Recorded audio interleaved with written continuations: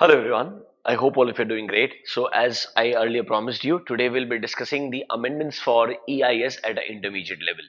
Now, as I told you that yes, in audit there were very less amendments and we recorded a separate amendment lecture for the same. In strategic management, there are no conceptual changes at all. Only few examples have been added by ICAI. So you can just finish your syllabus and then probably refer the updated ICAI module just for the examples. Other than that, you will not have any problem at all. Now, talking about EIS, as I had earlier told you as well, that there were major changes for May 2020 exam, which actually happened in November 2020 itself. So, we have already covered those major amendments in our normal lectures. You don't need to worry about them at all. Now, ICAI recently updated the ICAI material for May 21 onwards attempts as well. Now, what are those additional changes chapter wise we need to discuss? So for that we have this amendment lecture for you guys. I'll go chapter by chapter, starting from chapter 1, 2, 3, 4 and 5. Let me tell you, there are major changes in chapter number 4. So we'll have a detailed discussion about every new concept which have been added in chapter number 4. In chapter 1, 2, 3 and 5, there are very few minor changes. In one is still we do have one or two concepts which are added specifically in that particular chapter, but in chapter 2, 3 and 5 there are very minor changes. So we'll do one thing, we'll start our discussion chapter wise and we'll discuss all these important concepts. According to me, May 21 attempt, whenever that exam takes place as per ICA notification, these concepts are going to be very important for you guys. Should we get started? Okay. Without wasting time, this PDF will be available to you. You can access this from our Telegram channel. The link of the same is there along with the description of the video. Chalo, let's get started. Starting with chapter number 1. अब chapter number 1 के अंदर जो हमारा सबसे पहला part था ना, that you automate your business processes, उसमें स्टेप्स इन्वॉल्व क्या थे, कुछ एग्जांपल्स थे, वहां पर उन्होंने दो चीजों को ऐड किया है. पहला चीज, sir they are giving you some guidelines कि normally in a business organization what kind of business processes आपने सबसे पहले प्लान करना चाहिए to go for automation. See, you cannot automate the entire business. आप सारे processes को एक बार के अंदर automate नहीं कर सकते हो, आपको step by step approach follow करना पड़ेगा. तो normally कौन से processes को ज्यादा priority या preference देना चाहिए when you are implementing automation in your business environment. तो सर आप वो किस चीजों के बेसिस पे डिसाइड करोगे वो हम डिस्कस करने वाले हैं. देखो, which business processes should be automated. Now, I'll give you an overview about the same, but before that, let's read this. See, technology is enabler for BPA. It offers multiple advantages जो हमने पहले भी पढ़े. But sir, it's business process automation. It's time consuming. इसमें बहुत सारा effort लगने वाला है, बहुत सारा resources लगने वाला है, शायद नया staff को भी hire करना पड़ सकता है. So it's not a easy decision. आपने किन चीजों पे फोकस करना चाहिए और किस बेसिस पे डिटरमाइन करना चाहिए कि शायद मुझे ये प्रोसेसेस को पहले प्रायोरिटी देना चाहिए in comparison to other processes. Simple आपको लॉजिक देता हूं.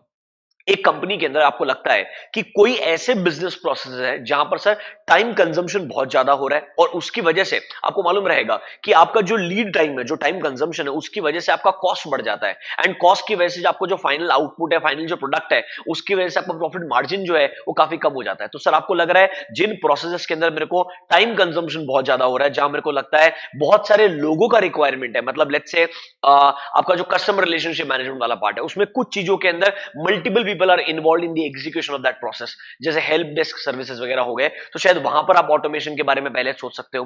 फिर सर हो सकता है कोई ऐसे प्रोसेसेस हैं जो सर कनेक्टेड है with the other areas. Let me give you simple example. Let's say I have my banking relationship with HDFC bank. अब एचडीएफसी बैंक के पास में एक कोर बैंकिंग सोल्यूशन रहेगा, सीबीएस, आपको मालूम है ये. अब इसके अंदर जो मेरे करंट अकाउंट्स और सेविंग्स अकाउंट्स रहेंगे वो एक अलग कैटेगरी रहेगी. मेरा जो क्रेडिट कार्ड रहेगा बैंक के साथ में वो एक अलग अकाउंट होता है आइडियली. फिर मेरे जो लोन्स होते हैं वो अलग अकाउंट होते हैं. हो सकता है मेरा जो केवाईसी बेस्ड इंफॉर्मेशन है, जैसे मेरा रेसिडेंशियल एड्रेस है या जो ऑफिशियल एड्रेस है जहां पर कम्युनिकेशन किया जाता है, if I want to make a change in that address, तो मेरे को 3 बार अलग अलग फॉर्म भरने का जरूरत नहीं होना चाहिए. तीनों जगह वो लिंक्ड होना चाहिए. अगर वो पर्सन इंसान सेम है, उसके अगर एक पर्टिकुलर अकाउंट के अंदर मैं एड्रेस चेंज करता हूं तो मेरा जो क्रेडिट कार्ड लिंक्ड रहेगा उसका एड्रेस ऑटोमेटिकली चेंज हो जाएगा, जो मेरा लोन का एड्रेस रहेगा वो ऑटोमेटिकली चेंज हो जाएगा. कैन आई से, क्योंकि यहां पे क्रॉस फंक्शनल रिलेशनशिप है, अलग अलग डिपार्टमेंट्स का एक दूसरे डिपार्टमेंट्स पे इंटरडिपेंडेंसी है, तो शायद ऐसा तरीके से ऑटोमेशन करना बेटर रहेगा कि सर यहां पर इन सब जगहों पे मेरे लिए बहुत काफी टाइम कंज्यूमेशन जो है वो रिड्यूस हो जाएगा सिग्निफिकेंटली। तो इस तरीके से मैनेजमेंट या कंपनी का जो टॉप लेवल एग्जीक्यूटिव्स का ग्रुप है वो ये डिसाइड कर सकता है। देखो कुछ एग्जांपल्स दिए इन्होंने। Sir normally these are the following points और factors you can keep in mind while determining कि कौन से प्रोसेसेस को पहले ऑटोमेट करना चाहिए। नंबर वन, जिन प्रोसेसेस में हाई वॉल्यूम ऑफ टास्क है या रिपीटेटिव टास्क है, मतलब रेकरिंग नेचर है। अब फॉर एग्जांपल सोचो ना यार, अगर मेरे को इंटरेस्ट पे करना है मेरे इंडिविजुअल कस्टमर को, आइडियली यार एक एक कस्टमर के लिए इंडिविजुअली कैलकुलेट करना तो प्रैक्टिकली पॉसिबल नहीं होगा। That is why we have a system generated transaction, automated है यार। रेट ऑफ इंटरेस्ट फिक्स रहने वाला है, कैलकुलेट करने का तरीका सेम है, और आइडियली मेरे सारे कस्टमर्स का डिटेल्स मेरे पास में रहने वाला है। तो why not develop a simple system which can does this for you ideally. तो कैन आई से जो सर रेकरिंग नेचर का ट्रांजैक्शन है, बहुत रिपीटेटिव नेचर का है, वो शायद ऑटोमेट पहले करना चाहिए। फिर सर शायद कोई ऐसा काम जो मल्टीपल लोग एग्जीक्यूट करते हैं एक साथ में, इन्होंने एग्जांपल दिया आपको हेल्प डेस्क सर्विसेज का, या कोई भी ऐसा एग्जांपल सर जहां लगता है इस प्रोसेस में इतने सारे लोग इन्वॉल्व है, जितने ज्यादा लोग इन्वॉल्व रहते हैं शायद उसकी वजह से मिसअंडरस्टैंडिंग कम्युनिकेशन गैप बढ़ता है, डिफरेंसेस ज्यादा आ सकते हैं, तो क्यों ना उसको ऑटोमेट करने के बारे में सोचा जाए। फिर सर सबसे इंटरेस्टिंग चीज, टाइम सेंसिटिव प्रोसेसेस। अगर आप मुझे पूछोगे ना, जैसे अगर आप मुझे पूछोगे बहुत सारी ऐसी चीजें हैं जो सर्विस इंडस्ट्री के अंदर है, मेरे को लगता है सर्विस इंडस्ट्री के अंदर अगर आप एयरलाइन इंडस्ट्री का बात कर रहे हैं, रेलवेज का बात कर रहे हैं, या बिजनेस एग्रीगेटर्स जैसे उबर हो गया, ओला हो गया, या आपका जोमैटो हो गया, स्विगी हो गया, यहां पर ना मेरे पास जो टाइम है from service request and service receipt, वो टाइम काफी कम होता है। तो यहां पर जितने मैनुअल कंट्रोल रहेंगे उतना मेरा टाइम बढ़ते जाएगा। फॉर एग्जांपल देखो, आपने कोई एक ऑर्डर प्लेस किया होगा जोमैटो या स्विगी के ऊपर, लेट्स से जो प्रोडक्ट आपको डिलीवर किया गया, जो फूड आपको डिलीवर किया गया है, वो अप टू द मार्क नहीं है, quality up to the mark नहीं है, quantity up to the mark नहीं है, जो आपका एक्सपेक्टेशन था, कहना इसे आपने इमीडिएटली उनको इंटीमेट करना चाहिए and they should respond to you on an immediate basis. वरना अगर इसमें टाइम कंजम्पशन बहुत हुआ ना, तो एक कस्टमर को रिटेन करना काफी मुश्किल हो जाएगा। तो सर टाइम सेंसिटिव प्रोसेसेस जो होते हैं सर, जहां पर turn around time comparatively faster, मुझे लगता है जल्दी से जल्दी खत्म होना चाहिए काम। एग्जांपल देखो, ऑनलाइन बैंकिंग सिस्टम हो गया, रेलवेज या एयरक्राफ्ट ऑपरेटिंग वाला पार्ट हो गया, मतलब सर्विस इंडस्ट्री नॉर्मली अगर आप मुझे पूछोगे, जो टाइम सेंसिटिव प्रोसेसेस होते हैं वहां पर शायद ऑटोमेशन जल्दी करना चाहिए। ये सिर्फ आपको गाइडलाइंस दे रहा है कि नॉर्मली कौन से प्रोसेसेस को ज्यादा प्रायोरिटी देना चाहिए। फिर देखो नेक्स्ट, कुछ ऐसे प्रोसेसेस जहां पर there is a need for compliance है। Now compliance can be in terms of regulation, it can be in terms of laws, या it can be in terms of just regulatory guidelines, या sir जहां पर need है for a audit trail, मतलब जब एक transaction record होता है उसका पूरा पाथ विजिबल होना चाहिए। तो सर वहां पर मैनुअल इंटरवेंशन अगर हुआ तो ऑडिट ट्रेल डिस्टॉर्ट हो सकता है। तो why not bring in the automation part, जहां शायद ऑडिट ट्रेल मुझे सिस्टम के अंदर ही विजिबल हो जाएगा। So may be there automation can play a very interesting part. Last one sir, जो मैंने आपको ऑलरेडी बताया, ऐसे प्रोसेसेस जिसका सिग्निफिकेंट इंपैक्ट है अदर प्रोसेसेस पे। मैंने एग्जांपल दिया आपको, मेरा एचडीएफसी बैंक के साथ relationship can be in multiple parts. It can be my CASA accounts, it can be my credit card facility, it can be my loan accounts, it can be my life insurance policies also. तो HDFC life के साथ policy रहेगा, तो multiple entities और multiple relationship है, but एक ही customer है, तो क्यों ना कुछ चीजें इंटरलिंक्ड रहेगी। एक जगह अगर चेंज किया तो सब जगह इजीली रिफ्लेक्ट होना चाहिए। तो सर जहां पर क्रॉस फंक्शनल रिलेशनशिप है, मतलब अलग अलग फंक्शन से अलग अलग डिपार्टमेंट्स में रिलेशनशिप है, तो शायद उनको ऑटोमेट करना प्रायोरिटी होना चाहिए। मैं आपको 2 मिनट देता हूं, ये कुछ उन्होंने फैक्टर्स दिए, गाइडलाइंस दिए, जिसके बेसिस पर आप डिटरमाइन करोगे कि कौन से प्रोसेसेस को आपने प्रेफरेंस देना चाहिए when you are planning a business process automation in the organisation. Spend 2 minutes, read this. देखो, ये जो एडिशनल कंटेंट है इसको इतने अच्छे से पढ़ लो आराम से कि आपको अच्छे से समझ में आना चाहिए।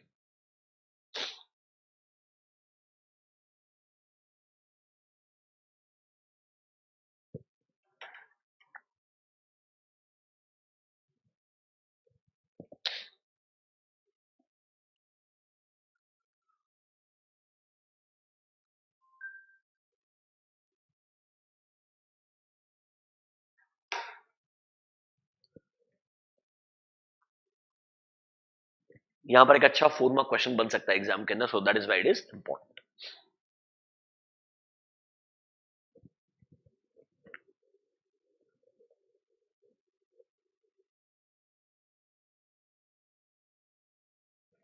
चलो आगे बढ़ते हैं, नेक्स्ट वन।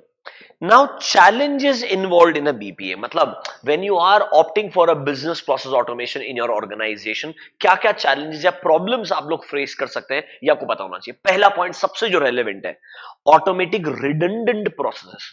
कभी कभी ऐसा ऑर्गेनाइजेशन, मतलब ऐसा हो सकता है organisation that without much analysis, आप लोग सब इंडस्ट्री में सब लोग अगर ऑटोमेशन करने के लिए भाग रहे हैं, आपको भी लगता है ऑटोमेशन करने का टाइम आ गया, this is the right time. तो कभी कभी आप ऐसे प्रोसेस को ऑटोमेट करते हैं जो एक्चुअली में सबसे कम वैल्यू एडिशन कर रहे हैं आपके बिजनेस के अंदर, मतलब उनको ऑटोमेट करके इतना कोई बेनिफिट पास ऑन नहीं होने वाला आपकी कंपनी के अंदर। सर कभी कभी मतलब नॉन वैल्यू एडिंग या नॉन कोर प्रोसेसेस को आप शायद ऑटोमेट करने की तरफ चले जाएंगे, इसकी वजह से आपका काफी रिसोर्सेज वेस्ट हो जाएगा, टाइम वेस्ट हो जाएगा, प्लस आपको ये लगेगा बाद में दैट ऑटोमेट करने का तो मुझे कोई फायदा नहीं हुआ। तो you might start neglecting the core processes also, जहां पर एक्चुअली फायदा आपको हो सकता है। This is one of the biggest challenge, इसीलिए बोला जाता है अच्छे से एनालिसिस करना चाहिए, maybe take the help of third party consultants when you going for a business process automation. That is where consulting firms like BCG, McKinsey, Deloitte comes into picture. देखो, sometimes organizations start off an automation project by automating those processes which they find suitable for automation without considering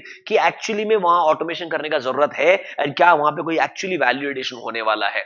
कभी कभी ये analysis किए बिना automation करना बहुत महंगा पड़ सकता है और लॉन्गर रन के अंदर कंपनी के लिए बहुत ही नेगेटिव हो सकता है। नंबर 2, डिफाइनिंग कॉम्प्लेक्स प्रोसेसेस, ये एक जेन्युइन प्रॉब्लम हो सकता है। देखो, हर इंडस्ट्री के अंदर ना अपने खुद के कोर प्रोसेसेस होते हैं, कुछ तरीके होते हैं एक पर्टिकुलर मैन्युफैक्चरिंग करने के लिए या एक सर्विस को प्रोवाइड करने के लिए। So sometimes there can be such processes you want to automate them, but उनको ऑटोमेट करने से पहले वो प्रोसेस ना इंटरडिपेंडेंट है बहुत सारे बेस प्रोसेसेस के ऊपर। मतलब for example if you ask me, in the food industry the taste और the quality of the product can get compromised if you make changes in the raw material, if you make changes in the chef or if you make changes in the other parts। तो sir इसीलिए कभी कभी जो complex processes है, जो dependent है बाकी processes के ऊपर, अगर आप उनको ऑटोमेट करने के बारे में सोचोगे तो शायद आपका बहुत टाइम इन्वेस्ट हो जाएगा in understanding the process itself and शायद वहां ऑटोमेशन सूटेबल नहीं होगा। इसलिए ये बोलते हैं हर प्रोसेस को ऑटोमेट करना भी जरूरी नहीं है, कभी कभी कुछ ऐसे कोर प्रोसेसेस है उनको नहीं छेड़ना ही बेटर होगा। सी,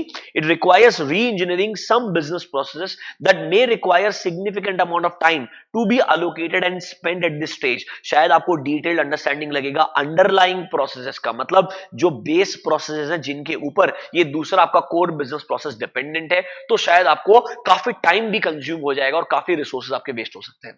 फिर सबसे इंटरेस्टिंग जो जेन्युइन प्रॉब्लम है, स्टाफ रेजिस्टेंस। ऑब्वियसली यार, whenever you are thinking of automating any existing process, जो एग्जिस्टिंग स्टाफ है उसको लगेगा वो रिडंडेंट हो जाएगा फ्यूचर में, उसके जगह नए स्टाफ को प्रेफरेंस दिया जाएगा या उनका प्रमोशन चैनल रुक सकता है या उनको आंसर करना पड़ेगा टू अ न्यू स्टाफ और a new set of people जो ऑर्गेनाइजेशन में लाए जाएंगे, तो स्टाफ हमेशा रेजिस्ट करेगा। This is going to be a very big challenge for you guys. And the last one is implementation cost. एक BPA को एक्चुअली प्लान करना, इंप्लीमेंट करना, मेंटेन करना और फिर इवैल्यूएट करना कि उससे कॉस्ट बेनिफिट कितना आया है, can be a very time consuming and resource consuming process. See, it is a very expensive proposition. आपको बहुत केयरफुली देखना पड़ेगा कि एक्चुअली में कॉस्ट बेनिफिट में ये बैठता है या नहीं बैठता है। तो ये थोड़ा नेगेटिव पर्सपेक्टिव से बोल रहा है कि स्टाफ का रेजिस्टेंस आ सकता है, कॉस्ट जो है इंप्लीमेंटेशन का वो बहुत हाई हो सकता है, या कभी कभी आप ऐसे प्रोसेसेस को ऑटोमेट करने के बारे में सोच रहे हैं जो एक्चुअली में रिडेंडेंट है या कोई वैल्यू ऐड नहीं करते हैं। एंड सर कुछ ऐसे कॉम्प्लेक्स प्रोसेसेस भी हो सकते हैं जो सर डिपेंडेंट है बहुत सारे बेस प्रोसेसेस के ऊपर और आप डायरेक्टली उनको ऑटोमेट करने के लिए जाएंगे तो काफी टाइम कंज्यूम होगा just to understand that process, forget about automating. तो ये एक अच्छा एरिया है जहां मुझे लगता है क्वेश्चन बन सकता है। तो देखो, पहले पढ़ाया किस बेसिस पे आपको प्रोसेस को सेलेक्ट करना चाहिए फॉर ऑटोमेशन और यहां पर क्या चैलेंजेस आप फेस कर सकते हो वो बताने का ट्राई कर रहे हैं। इसको पढ़ो अच्छे से एक बार। इन दोनों में से मुझे लगता है कोई भी एक क्वेश्चन आपको एमसीक्यू में या 4 मार्क के लिए एग्जाम में मिल सकता है। दोनों इंपॉर्टेंट चेंजेस हैं चैप्टर नंबर 1 के अंदर। मेरे हिसाब से यही कोर अमेंडमेंट था चैप्टर 1 का। Read this.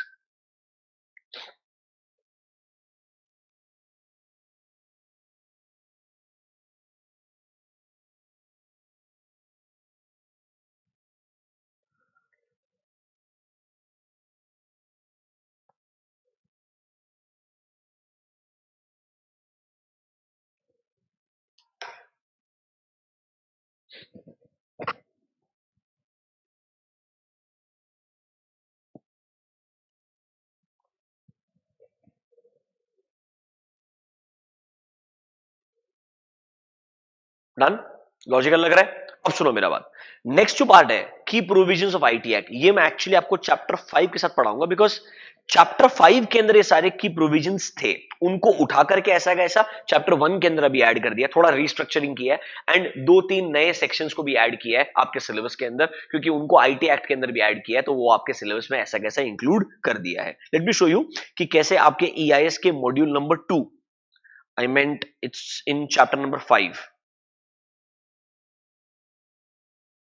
चैप्टर 5 के अंदर ये ऑलरेडी कवर्ड थे, कुछ प्रोविजंस उसमें ऐड किए हैं डेफिनेटली, उनको अब चैप्टर 1 में शिफ्ट कर दिया। देखो इंफॉर्मेशन टेक्नोलॉजी एक्ट, ये आपके चैप्टर 5 पार्ट ई का था, सम डेफिनेशंस, ये सारे डेफिनेशन ऐसे कैसे उठा के चैप्टर 1 में डाल दिया। आपको देख के ऐसा लगेगा अमेंडमेंट है, बट एब्सोल्युटली कोई अमेंडमेंट नहीं, रीस्ट्रक्चरिंग किया है, चैप्टर 5 से उठा के 1 में डाल दिया है सीधा सीधा। एंड कैन यू सी की प्रोविजंस, सेक्शन 43 ऑलरेडी था आपके सिलेबस के अंदर, 43A था, 45, 65, 66, 66B, C, D, E, यहां से 66F हो गया, 67 हो गया, 67A हो गया, ये एडिशनल आपके सिलेबस में इंक्लूड किए। मैं इनको चैप्टर 5 के साथ ही पढ़ा दूंगा आपको, क्योंकि चैप्टर 5 में इसके अलावा और कोई चेंजेस नहीं है। Will discuss this in the and, don't worry, ठीक है।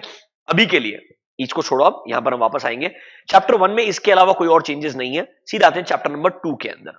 ऑनेस्टली स्पीकिंग चैप्टर नंबर 2 के अंदर कंसेप्चुअली कोई चेंजेस है ही नहीं एक्चुअली में, सिर्फ एक एडिशनल चीज को ऐड किया है, रेफरेंस के लिए बता रहा हूं आपको मैंने रोल बेस्ड एक्सेस कंट्रोल पढ़ाया था, याद है रोल बेस्ड एक्सेस कंट्रोल। तो ये बोल रहा है जब एक ऑर्गेनाइजेशन में, पता है ना, एक एम्प्लॉय का रोल्स एंड रिस्पॉन्सिबिलिटीज के हिसाब से उसको प्रिविलेजेस अलोकेट करना चाहिए, कहीं एक्सेस प्रिविलेज नहीं होना चाहिए, कहीं अंडर प्रिविलेजेस भी नहीं होने चाहिए, ये सब इंश्योर करने के लिए we have role based access controls. अच्छा, ये रोल बेस्ड एक्सेस कंट्रोल को बोल रहा है एक ऑर्गेनाइजेशन में दो ब्रॉडर तरीकों से इंप्लीमेंट किया जा सकता है। जरा देखो, role based access controls can be implemented in two broader categories. The first one is MAC, mandatory access control. आपने MAC ID करके सुना है क्या? MAC ID करके। और दूसरा दिख रहा है discretionary access control। दोनों में डिफरेंस समझाता हूं आपको मैं। पहले आपको समझाता हूं discretionary access control। नॉर्मली एक कोई भी ऑडिट फर्म के अंदर एक डेटाबेस है, डेटाबेस मैनेजमेंट सिस्टम, समझ रहे हो, उसके अंदर एक स्पेसिफिक डेटाबेस रहेगा एक पर्टिकुलर क्लाइंट का, लेट्स से कंपनी XYZ। अब लास्ट ईयर का आपने जो ऑडिट किया था उसका पूरा डॉक्यूमेंटेशन इस XYZ डेटाबेस के अंदर है। अगले साल आप ऑडिट करने के लिए जा रहे हो, लेट्स से आपके एंगेजमेंट टीम के अंदर 2-3 नए लोग आए, तो कैन आई से जो आपका एंगेजमेंट पार्टनर रहेगा ना, उसके पास ये पावर रहेगा कि इस डेटाबेस का एक्सेस जो है, रीड ओनली एक्सेस हो गया, एडिटिंग एक्सेस हो गया, वो किन नए मेंबर्स को देना चाहिए, और जिनको एग्जिस्टिंग एक्सेस दिया था शायद अगर वो कंटिन्यू नहीं करने वाले तो उनका एक्सेस को खत्म कर देना चाहिए। कैन आई से ये पर्सन के पास पावर है या एक ग्रुप ऑफ पीपल के पास पावर है जो डिटरमाइन करेंगे कि किस इंसान को कितना एक्सेस देना है एक पर्टिकुलर रिसोर्स का। देखो, it involves physical and digital measure and is less restrictive. वो बताऊंगा क्यों। इट ऑफर्स इंडिविजुअल, यहां पर एक पर्सन जो है या एक ग्रुप ऑफ पीपल को पूरा कंट्रोल देगा कि इन रिसोर्सेज का ओनरशिप तुम्हारे पास में है, तुम डिसाइड करो कि सर किसको एक्सेस देना और किसको एक्सेस नहीं देना है। तुम यहां पे क्लासिक एग्जांपल लिख सकते हो, डेटाबेस ओनर कैन डिसाइड कि इस डेटाबेस का एक्सेस किसको देना है किसको नहीं देना है। आइडियली ये नॉर्मल सिंपल एक कैटेगरी का रोल बेस्ड एक्सेस कंट्रोल है, जहां पर एक पर्सन के डिस्क्रिशन के बेसिस के ऊपर, एक पर्सन के डिस्क्रिशन के बेसिस के ऊपर एक्सेस कंट्रोल्स लगाए जाते हैं। इसका थोड़ा हायर वर्जन अगर आप मुझे पूछोगे, वो MAC क्राइटेरिया, मैक क्राइटेरिया। मतलब क्या, ये बोलता है एक पर्सन को पावर मत दो, एक ऑर्गेनाइजेशन के अंदर आप डिटरमाइन करो कि भाई सिर्फ हमारा ये जो सर्वर है इसको device 1, device 2, device 3 and device 4, ये 4 डिवाइस से ही एक्सेस किया जा सकता है। अब वो 4 डिवाइस के अंदर भी कौन सा पर्सन एक्सेस कर रहा है वो इंडिविजुअल कंट्रोल हो गया, बट कहने से सिर्फ 4 डिवाइस को ही आपने एक्सेस दिया है। ये बोल रहा है आप मैंडेटरीली डिसाइड कर रहे हो कि इस सर्वर का एक्सेस सिर्फ 4 लोगों को मिलेगा। आपने सुना होगा मैक आईडी करके होता है हर एक पर्टिकुलर डिवाइस का। आप ऐसा भी कर सकते हो कि आपका जो इंटरनेट है उसमें राउटर सेटिंग्स में जाके आप चेंजेस कर सकते हो कि ये जो रेलेवेंट मैक आईडीज है सिर्फ इनको ही आपके इंटरनेट का एक्सेस मिलेगा, इसके अलावा किसी और को नेटवर्क का एक्सेस नहीं मिलेगा। ये भी एक मैक का एक एग्जांपल है। मतलब मैक थोड़ा हायर लेवल है जहां पर आप डिवाइसेस के बेसिस पे डिटरमाइन करते हो कि हमारे रिसोर्सेस सिर्फ इन डिवाइसेस से शेयर हो सकते हैं, और वो भी पता है आप रेस्ट्रिक्शन लगा सकते हो, ये डिवाइसेस इस ज्योग्राफिकल बाउंड्री के अंदर अगर कनेक्ट करेंगे तो ही इनको एक्सेस मिलेगा, वरना नहीं मिलेगा। थोड़ा ये higher category of role based access control है। देखो, it can be defined by system administrator or enforced by the entire operating system जहां पर आप क्लियरली बोलते हो सिर्फ जो एंड यूजर्स उन्होंने डिफाइन किए वही यूज कर पाएंगे, कोई ऑल्टर नहीं कर पाएगा। ओनली यूजर्स और devices with required information security clearances can access the protected resources. मतलब सिर्फ वो रेफरेंस वाले जो, मतलब वो जो रेलेवेंट यूजर्स हो गए या वो डिवाइसेस हो गए जिनको क्लियरेंस दिया है आपने आपके इंफॉर्मेशन सिक्योरिटी कंट्रोल के अंदर, सिर्फ उन लोगों को ही एक्सेस मिलेगा और किसी को एक्सेस नहीं मिलेगा। देखो, एक सेंट्रल रेगुलेटरी अथॉरिटी आप बना सकते हो जो एक्सेस राइट्स डिफाइन करेगा based on multiple levels of security. ये डेटा क्लासिफिकेशन के लिए जो गवर्नमेंट ऑर्गेनाइजेशन है, मिलिट्री ऑर्गेनाइजेशन है, वहां पर काफी इजीली यूज हो सकता है। मैंने जो मैक का एग्जांपल दिया, मैक आईडी वाला थोड़ा बेसिक लेवल का एग्जांपल था, सिर्फ आपके अंडरस्टैंडिंग के लिए। ये मैक और डैक मतलब मैंडेटरी एक्सेस कंट्रोल थोड़ा हायर लेवल ऑफ कंट्रोल है, जहां पर आप एक इंफॉर्मेशन सिक्योरिटी के प्रॉपर कंट्रोल्स एंड लेवल्स बनाते हैं जिसके इवैल्यूएशन के बाद में आप कुछ यूजर्स या कुछ डिवाइसेस को ही एक्सेस देंगे। डिस्क्रिशनरी एक्सेस कंट्रोल नॉर्मली एक इंडिविजुअल पर्सन के पास पावर है, वो डिटरमाइन करेगा इस रिसोर्स का एक्सेस मुझे किसको देना और किसको नहीं देना है। थोड़ा सा इन दो का डेफिनेशन डिटेल में दिया था और कुछ आपके सिलेबस में नया एडिशन या डिलीशन नहीं है। यही आपके चैप्टर नंबर 2 का अमेंडमेंट है। बात समझ में आएगी? नाउ चैप्टर नंबर 3 बहुत ही बड़ा अमेंडमेंट है, बहुत ही ज्यादा बड़ा अमेंडमेंट है। शिट, कैसे करोगे आप मैनेज, पता नहीं। देखो, चैप्टर नंबर 3 में याद है टाइप्स ऑफ कंट्रोल्स, आपका फेवरेट एरिया। ऑब्जेक्टिव के बेसिस में preventive control, detective control, corrective control. Then you have on the basis of resources environmental control, physical access control, logical access control, and then the last one based on audit function तुम्हारे पास managerial controls थे और तुम्हारे पास में application controls थे। Application control में कोई अमेंडमेंट नहीं है। मैनेजरियल कंट्रोल ना 7 थे, 1 2 3 4 5 6 एंड 7। एंड आइडियली जो आपका सिक्योरिटी मैनेजमेंट कंट्रोल था ना, इसके अंदर ही लास्ट के अंदर आपको बताया था there is something called as disaster recovery plan and business continuity plan. मैंने आपको बताया भी था disaster recovery plan is something, disaster होने के बाद में जो फाइनली इंपैक्ट आ चुका है अब उससे आप कैसे रिकवर करोगे, वो आपका प्लान ऑफ एक्शन होता है। And business continuity plan is मतलब in the times of disaster, for example there is a cyclone in India currently, in these times कैसे आप बिजनेस को कंटिन्यू रखना चाहते हो कि कोर प्रोसेसेस जो हैं वो समहाउ आपके काम करते रहे। मे बी जो बहुत ज्यादा वैल्यू एड नहीं करते उन प्रोसेसेस को आप एक बार के लिए स्टॉप कर दोगे, बट जो कोर प्रोसेसेस हैं वो कंटिन्यू रहे, वो रुके नहीं, इसके लिए आप लगाते हो बिजनेस कंटिन्यूटी प्लान। उसी चीज को उन्होंने अब एक नया कंट्रोल बना दिया है, तो अब 7 कंट्रोल के बजाय हो जाएंगे 8 controls if you really ask me. So this becomes your 6th control, this becomes your 7th and this becomes your 8th control। पहले 7 थे, अब उन्होंने 8 बना दिया है, that is called as business continuity control। जरा यहाँ पे आओ, बीसीपी प्लान करके है उसके ऊपर कंट्रोल बना दिया उन्होंने, जरा देखो। Business continuity plan as compared to disaster recovery plan, it talks about how will you carry on the critical business operation, मतलब जो important business operations है उनको आप कैसे continue रखोगे in the times of disaster। disaster recovery plan was after the disaster, how will you recover। business continuity plan is during the point, during the process of disaster, कैसे आप core process, for example NSE BSE in times of heavy disruption because of rainfall or because of lightning or because of any other cyclonic storm, कैसे आप अपने servers को, system को continue रखते हो ताकि ट्रेडिंग कंटिन्यू रहे या ओवरऑल हॉल्ट ना आए। देखो, business control, BCP controls are related to having an operational and tested IT continuity plan, कि कैसे आप in terms of these disasters अपने बैकअप प्लान के ऊपर रिलाय कर सकते हो और वो कैसे इंश्योर करेंगे कि आपके जो ओवरऑल बिजनेस का जो कंटिन्यूटी है वो इंश्योर किया जाएगा एंड आपकी जो बेसिक बिजनेस रिक्वायरमेंट्स है उनको फुलफिल किया जाएगा। तो बेसिकली अपने आईटी कंट्रोल्स के अंदर इस तरीके का एक अरेंजमेंट बना के रखने का, that in the times of disaster कैसे आपके कोर प्रोसेसेस फिर भी कंटिन्यू रहेंगे, स्टैंड बाय पे होने के साथ साथ कैसे चलते रहेंगे ideally. Do you get my point? ताकि आपके बिजनेस के ऊपर सबसे कम इंपैक्ट आएगा in the times of major disruption. ये कुछ नया नहीं है, ये ऐसा कैसा लिखा हुआ था आपके मॉड्यूल्स में, बस अब से उसको नया कंट्रोल बना दिया है अंडर मैनेजरियल कंट्रोल्स। वापस से आपको रिवाइज करा देता हूं। हमारे पास information system controls was on the base of objectives, we had 3: preventive control, detective control, corrective control। on the basis of resources in information system, that is IS resources के regarding हमारे पास environmental control थे, physical access controls थे, logical access control थे। फिर audit function के point of view से 2 category के control थे, managerial control and application control। ICI ने recently एक आपको summarize chart भी बना के दिया है, honestly सब same module का part है, control C control भी करके डाल दिया है यहाँ पर managerial control में 7 controls थे, 8th वाला add कर दिया है, that is your BCP control। ये already security management control के अंदर था, अब उसको अलग से नया heading बना के दे दिया है। And application controls are all same as it is, there is no changes. Input control, processing control, communication control, same. Do you get my point? चलो, this is your amendment in chapter number 3. तो ideally chapter 1 के अंदर अगर आप मुझे पूछोगे, दो major changes है. प्रोसेस को ऑटोमेट करने से पहले क्या इंपॉर्टेंट प्रोसेस को आइडेंटिफाई करना चाहिए और क्या क्या प्रॉब्लम्स आप फेस कर सकते हो if you going for a business process automation. दो इंपॉर्टेंट चेंजेस. चैप्टर नंबर 2 सिर्फ एक छोटा सा चेंज है कि हमारे रोल बेस्ड एक्सेस कंट्रोल के अंदर what is the difference between mandatory access control and discretionary access control. इन दोनों में डिफरेंस क्या है.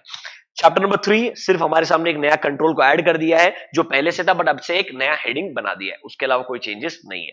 चैप्टर 4 पे हमारे पास बहुत सारे कॉन्सेप्ट्स हैं, उनको एक सेपरेट पीडीएफ के अंदर डिस्कस करेंगे अपन डिटेल के अंदर. But before we do that, chapter 5 में आते हैं. अब चैप्टर 5 की जब हम बात करते हैं आइडियली, तो चैप्टर 5 में एज सच कोई अमेंडमेंट नहीं है if you really ask me. हाँ, कहीं ना कहीं थोड़ा लैंग्वेज को हेडिंग्स वगैरह सब सेम है. लैंग्वेज जो अंदर का पार्ट रहता है उसको ट्वीक करके चेंज करने का ट्राई किया है, बट मैं बोलूंगा आपको कुछ चेंज करके फायदा नहीं होने वाला है. आप जितना आपको पढ़ाया था उतना ही रेफर कीजिएगा. तो ओवरऑल चैप्टर 5 में एज सच कोई अमेंडमेंट नहीं है. हाँ, जो चैप्टर 5 का आखिरी वाला पार्ट जो था, मैंने आपको बताया जैसे कि आपका जो इंफॉर्मेशन टेक्नोलॉजी एक्ट, जो आईटी एक्ट करके था आपके पास में, जो चैप्टर 5 में भी इंक्लूड किया था और 1 में भी था, पर 1 में थोड़ा पार्ट था, डिटेल में चैप्टर 5 के अंदर था. ये सारा का सारा पोर्शन जो है कि आईटी एक्ट के रिगार्डिंग आपके इंपॉर्टेंट प्रोविजंस जो है, ये पूरे के पूरे उठा के चैप्टर 1 में इंक्लूड कर दिए. अब से ये पूरा का पूरा चैप्टर 1 का पार्ट बन जाएगा. यही मेजर चेंज आपको चैप्टर 5 में देखने को मिलेगा. ठीक है, ओके. तो टेक्निकली मैंने आपको बोला कि चैप्टर नंबर 5 के अंदर जो हमारे सारे प्रोविजंस थे इन आईटी एक्ट वाला, आईटी एक्ट 2000 वाले, अब उनमें से कुछ एडिशनल चीजों को ऐड किया है. तो अगर मैं जाता हूं चैप्टर 5 के अंदर, let's go to module number 2 chapter 5. Now till 66E आपके सिलेबस में ऑलरेडी सेक्शंस को इंक्लूड किया था. समझ रहे हो मेरे बात. नाउ 66 का जो एफ पार्ट है, 67 की जो प्रोविजंस है, उनको भी आपके सिलेबस में इंक्लूड किए. देखो ऑनेस्टली वो आईटी एक्ट में जाते हैं, कंट्रोल से कंट्रोल भी एज इट इज, ऐसा कैसा कॉपी पेस्ट मारा है. उन्होंने 1% भी एफर्ट नहीं लिया कुछ एग्जाम्पल देने का, कुछ करने का. उनको लगा बस इसका नॉलेज आपको होना चाहिए, इसलिए उन्होंने इंक्लूड कर दिया. एंड एग्जाम के अंदर वो पूछेगा भी, क्या तुमको बोलता हूं मैं कि पनिशमेंट 3 साल का है, 7 साल का है, 10 लाख का है, 5 लाख का है, 1 लाख का है, ऐसा एमसीक्यू पूछेगा तुमसे. एंड आपको पता है अनफॉर्चुनेटली आपको उस पर्पस के लिए याद करना पड़ेगा. इन रियलिटी मैं थोड़ा क्रिटिसाइज भी करना चाहूंगा, इस एक्ट का जो ड्राफ्टिंग है वो इतना वेग और इतना ओपन एंडेड किया है ना, that majority of the times actually में you need the best of the best of lot of lawyers to come to a conclusion कि इस सिचुएशन के अंदर एक्चुअली में पेनल्टी क्या होने वाला है और आपका जो क्राइम है वो एक्चुअली में किस सेक्शन के अंदर आने वाला है. एज अ कॉमन मैन, क्योंकि ये cyber bullying, cyber crime is in the interest of public at large, even जो ड्राफ्टिंग है इसका थोड़ा सा मेरे हिसाब से इतना डिटेल में करना चाहिए, इतना अच्छे से करना चाहिए कि एक्चुअली एक नॉर्मल पर्सन को भी थोड़ा समझ में आया आइडियली. बट ठीक है, we are all going to be future chartered, you all are going to be future chartered accountant, so आपको तो डेफिनेटली समझ में आएगा. बट अनफॉर्चुनेटली जो आपका स्कोप है, आपका जो अंडरस्टैंडिंग है, तुम देखोगे पनिशमेंट कितना है, मेरे को पता है. That is going to be your objective. Unfortunately right now in the exam time मैं भी वैसे ही आपको बोलने वाला है. चलो आ जाओ, लेक्चर नंबर 1 वाला जो अमेंडमेंट था, अब यहां पे देखो सेक्शन 67, 67A एंड 67B तीनों के तीनों कनेक्टेड है. ठीक है, उनको डिस्कस करते हैं डिटेल में. पनिशमेंट फॉर पब्लिशिंग और transmitting obscene material in electronic form. मतलब अगर आप मुझे पूछोगे आइडियली जो आपके मीम्स हो गए, इमेजेस हो गए, या आर्टिकल्स हो गए, ब्लॉग्स हो गए, जहां आपको लगता है डायरेक्टली इनडायरेक्टली कंटेंट के अंदर जानबूझ करके इंटेंशनली सेक्सुअल एक्टिविटीज को या अनडिजायरेबल सेक्सुअल कंटेंट को इंक्लूड किया जा रहा है, ताकि लोग जानबूझ करके उस कंटेंट को पढ़ेंगे, and it will deprive people of the actual content what they wanted to make. This is about electronic form का जो मटेरियल है. जो वीडियो वाला पार्ट है वो नेक्स्ट पेज के अंदर आने वाला, नेक्स्ट सेक्शन के अंदर आने वाला. देखो, whosoever publishes or transmits or causes to be published or transmitted in electronic form, technically any person associated will be covered.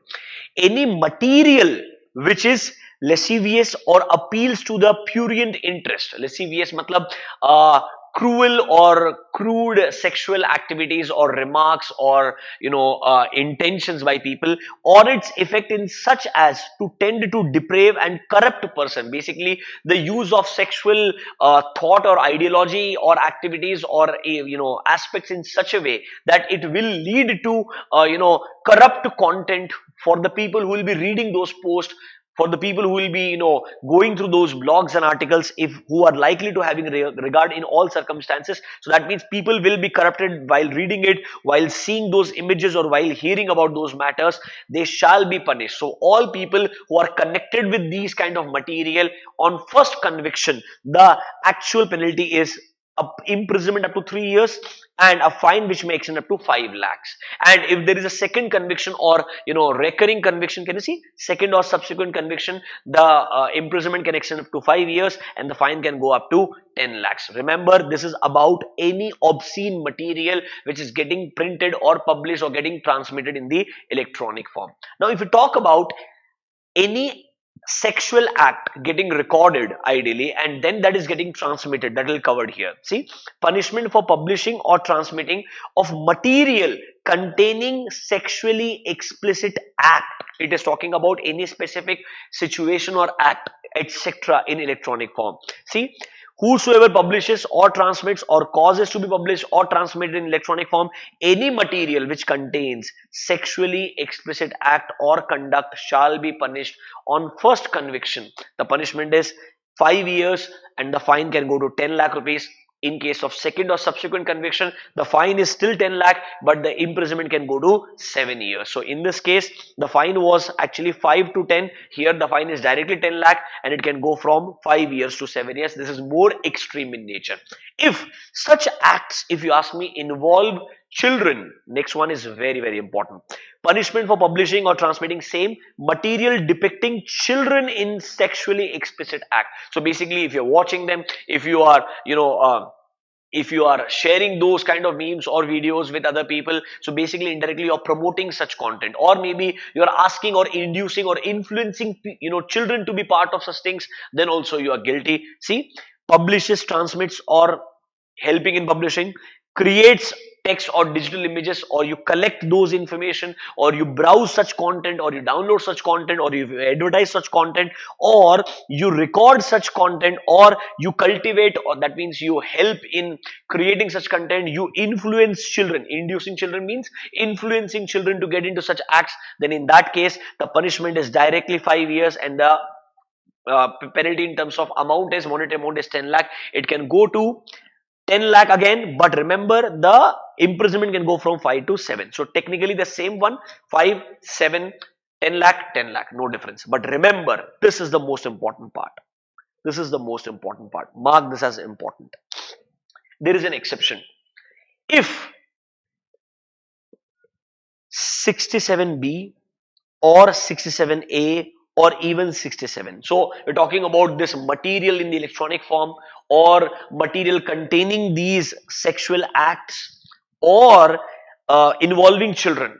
All three of them are part of any literature, are part of any art, or are part of any religious sentiments or activities, then in that case these provisions will not apply. It's disheartening, but that's how it is. See carefully. Provided that the provision of 67, 67A and 67B, honestly, I don't want to invite any unnecessary offensive attention. मैं सिर्फ तुमको जो standard में बोला, जो section में बोला, वो पढ़ के बता रहा है. समझ लो मेरा बात. मैं अपना पर्सनल व्यूज यहाँ व्यक्त नहीं करना चाहता है. It does not extend to any book. It will not be applicable. Pamphlets, paper, writing, drawing, painting, representation, और sculptures of figures in electronic form. अगर पब्लिकेशन ने किया है फॉर पब्लिक गुड, मतलब हो सकता है यहां पर आप अवेयरनेस के लिए इन चीजों को यूज करो, कि लोगों को बताया जाए ये कैसे गलत है, सही है, तो शायद आपको इनको प्रोहिबिट किया जाएगा, आपके लिए ये एप्लीकेबल नहीं होगा. चाहे आप पेपर लिख रहे होंगे, आर्टिकल्स लिख रहे होंगे, पेंटिंग बना रहे होंगे, रिप्रेजेंटेशन बना रहे होंगे. सर यहां पर ऑब्जेक्टिव है कि general concern public at large के लिए अवेयरनेस क्रिएट करना है. कभी कभी लोग इसका भी गलत इस्तेमाल करते हैं. For your information. नंबर 2, अगर sir it is for use for a bona fide heritage और religious purposes. So you would have heard of lot of caves which are famous for sculptures. अगर वो हमारा हेरिटेज से कनेक्टेड है, हमारे religious sentiment से connected है, तो हमको लगता है वो इंफॉर्मेशन देने के लिए है, ना कि किसी को ऑफेंसिव तरीके से ऑफेंड करने के लिए. तो सर उनको एग्जेम्प्ट किया है. इन दो केसेस में उनके लिए पनिशमेंट एप्लीकेबल नहीं होगा. But remember, when they are using the word children in this particular section, they are talking about people who are below the age of 18.